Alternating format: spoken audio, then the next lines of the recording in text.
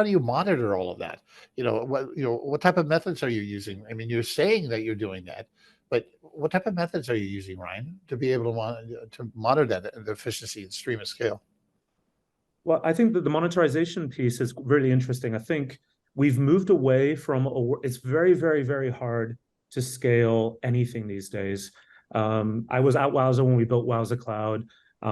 You've seen Mux come out of nowhere pretty much in the last 5, 6 years to become one of the biggest providers in the industry. What all these services are, IVS is this way as well, AWS Elemental is this as well. These are all cloud services that are black boxes for people who are using them. You send in an ingest and you get an output, but you see nothing that's happening in the ecosystem.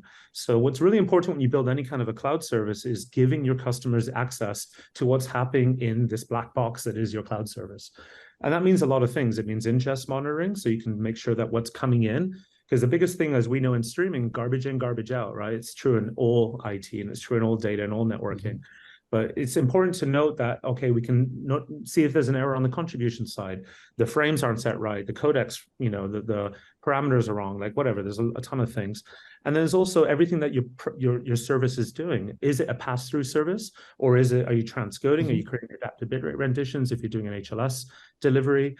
All those things need to be monitored. And then if you're using, in the case of many traditional HTTP streaming services, they're doing HLS or Dash, you're using Akamai or Fastly or some third-party service or CloudFront on the AWS side, and you need access into all the client-side issues that are happening on the distribution and delivery side.